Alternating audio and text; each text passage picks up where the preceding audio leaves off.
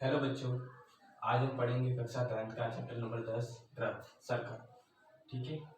अब इसमें हम देखते हैं सबसे पहले कि व्रत क्या होता है। तो यहाँ आप देख सकते हैं, देखो व्रत है कि देखो ये स्थिर बिंदु बना दिया। तो स्थिर बिंदु से एक निश्चित दूरी है और निश्चित दूरी पर स्थित बिंदुओं से बनाया गया जो बिंदुपथ होता है वो व्रत कहलाता है। तो देखो ये स्थिर बिंदु है यहाँ पे आपके, और यहाँ से देखो ये निश्चित दूरी पर एक बिंदु है, फिर ये दूसरा बिंदु, ये तीसरा बिंदु। इस तरह इन बिंदुओं का जो बिंदुपथ कहलाता है वो कहलाता है हमारे व्रत। ठीक है। इस स्थिर बिंदु को हम केंद्र कहते हैं, व्रत का केंद्र। इसके अलावा स्थिर बिंदु है और दूसरा स्थिर बिंदु है, उनके बीच की जो निश्चित दूरी होती है उसे हम कहते हैं त्रिज्या। क्या कहते हैं हम? त्रिज्या। तो हम इसमें देखेंगे कि व्रत के क्या क्या चैप्टर है, व्रत में कौन कौन से क्वेश्चन है, व्रत की स्पर्श रेखा वगैरह, इसके बारे में हम देखेंगे यहाँ। तो यहाँ पे देखो, आप देख सकते हो, देखो ये हमने व्रत बना दिया, केंद्र देख लिया, त्रिज्या देख लिया, व्रत देख लिया। अब सबसे पहला हमारा काम है यहाँ पे कि स्पर्श रेखा। तो देखो यहाँ हमने ये व्रत बना दिया। अब व्रत के किसी बिंदु पर, व्रत पर कोई बिंदु है, ठीक है, और स्पर्श हम एक रेखा खींची जो इस व्रत को स्पर्श कर रहा है। ठीक है। तो व्रत के किसी बिंदु पर एक स्पर्श, व्रत के किसी बिंदु पर एक रेखा खींची जाती है, तो जो व्रत की क्या कहलाती है? स्पर्श रेखा। और जिस बिंदु पर ये स्पर्श करती है उसे हम कहते हैं स्पर्श बिंदु। स्पर्श बिंदु। तो जो आपके 10th चैप्टर है व्रत, इसमें हम पढ़ेंगे व्रत व स्पर्श रेखा के बारे में, कि हम व्रत के बिंदु पर कितनी स्पर्श रेखा बनती है, कितनी नहीं बनती है वगैरह वगैरह। ठीक है। अब सबसे पहले तो देखो व्रत पे कितनी स्पर्श रेखा बनती है, कैसे बनती है वो देखेंगे।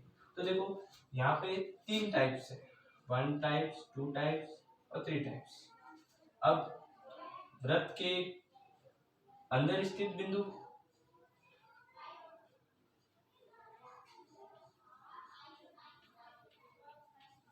व्रत पर स्थित बिंदु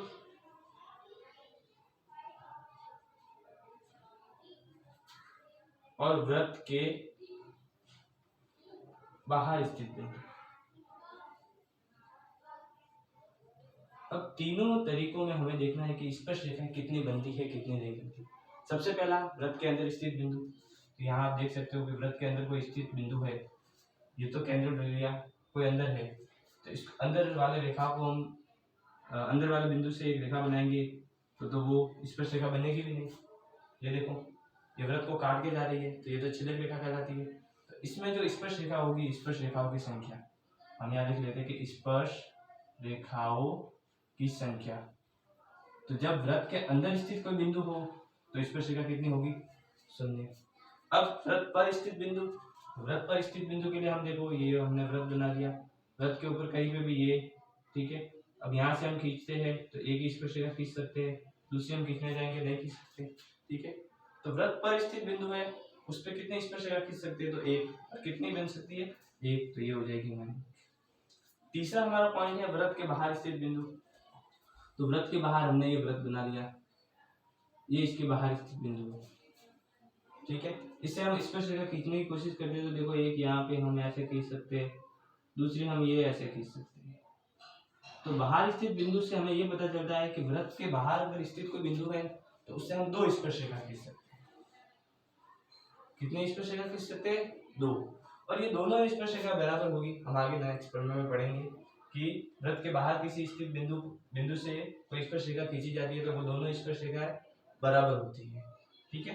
तो देखो ये स्पर्श रेखा के बारे में हमने देख लिया कि देखो व्रत के अंदर स्थित अगर कोई बिंदु है तो स्पर्श रेखा 0 खींच सकते हो, ठीक है, क्योंकि वो तो छिद्र रेखा बनेगी, स्पर्श रेखा बनेगी नहीं, व्रत को स्पर्श कर ही नहीं रही है। व्रत की जो परिधि होती है, परिधि इस पे स्पर्श करना चाहिए।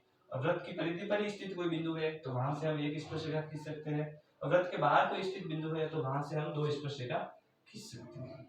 ठीक है।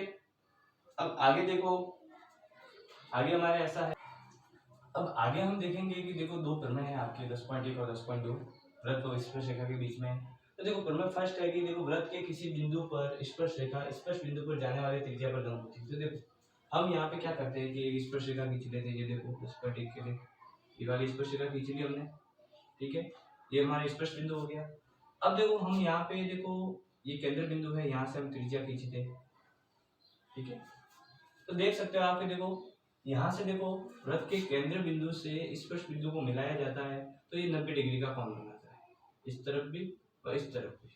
तो प्रमेय 10.1 हमें ये कहता है कि वृत्त के किसी बिंदु पर खींची गई स्पर्श रेखा, और स्पर्श रेखा के बाद में स्पर्श बिंदु से जाने वाली जो त्रिज्या होती है वो उस पे लंब होती है। तो ये देखो ये यहाँ पे भी होता है, कहीं पे भी हो सकता है। देखो यहाँ पे आप स्पर्श रेखा खींचते हो फिर त्रिज्या को मिलाते हो तो 90 डिग्री। तो हमें इतना याद रखना है कि देखो केंद्र को स्पर्श बिंदु से मिलाया जाता है, जब केंद्र बिंदु को स्पर्श बिंदु से मिलाया जाता है तो जो स्पर्श रेखा होती है उन दोनों के बीच में 90 डिग्री का कोण बनता है।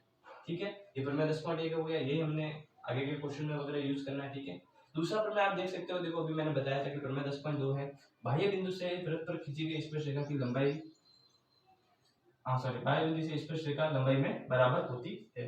तो देखो बाह्य बिंदु, तो देखो यहाँ बाह्य बिंदु आप देख सकते हो, देखो यहाँ से ये बिंदु है, अब यहाँ से हमने स्पर्श रेखा खींची एक तो ये, ठीक है, फिर दूसरी ये वाली खींची थी, ठीक है। अब ये देखो दोनों स्पर्श बिंदु बना रहे हैं, ये केंद्र बिंदु। तो देखो ये दोनों जो होती है यहाँ पे हमने नाम दे दिया इसको P, बाह्य बिंदु को यहाँ A नाम दे दिया, यहाँ B नाम दे दिया। अब हमें बताना है कि PA व PB बराबर है, ठीक है। हालांकि ये बराबर होते हैं कि देखो बाह्य बिंदु से हमने पता है, लेकिन हमने सिद्ध कैसे करेंगे। तो देखो हमने क्या किया कि ये O केंद्र बिंदु होता है, इसको हमने इससे मिलाया, ठीक है। फिर देखो हमें पता है, अभी हमने देखो इस नियम के अनुसार कि देखो अगर इस केंद्र बिंदु को इस त्रिज्या से मिलाते हैं तो 90 डिग्री का कोण बनता है, और इस केंद्र बिंदु को भी इस त्रिज्या से मिलाते हैं तो 90 डिग्री का कोण बनता है, ठीक है। ये 90 डिग्री, ये 90 डिग्री। तो इन देखो दोनों त्रिभुज में देखो एक त्रिभुज है OAP, एक है OBP, ठीक है। ये देख सकते हो देखो OAP और OBP, ठीक है। तो देखो इसमें OA त्रिज्या है, OB त्रिज्या है, दोनों त्रिज्या बराबर। फिर इसके बाद में OP है, 90 डिग्री के सामने वाली भुजा कर्ण समकोण होती है, ठीक है, सॉरी कर्ण होती है।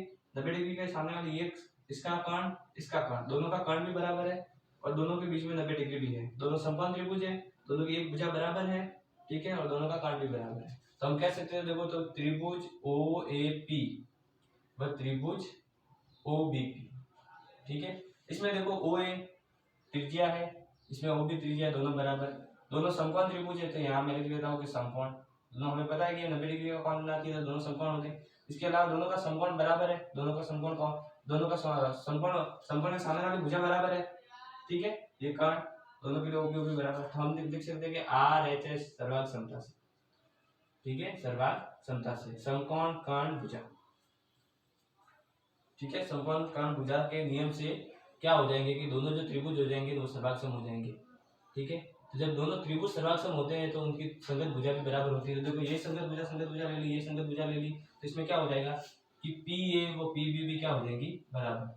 और ये हमें इस प्रमेय में दिया हुआ है कि देखो बाह्य बिंदु से वृत्त पर खींची गई स्पर्श रेखा की लंबाई बराबर होती है, या लंबाई में वो बराबर होती है स्पर्श रेखा, ठीक है। तो PA PB बराबर हो गया, ये हमने इसको सिद्ध कर दिया, ठीक है। तो ये दोनों प्रमेय हमारे आपके क्वेश्चन में काम आएंगे। धन्यवाद।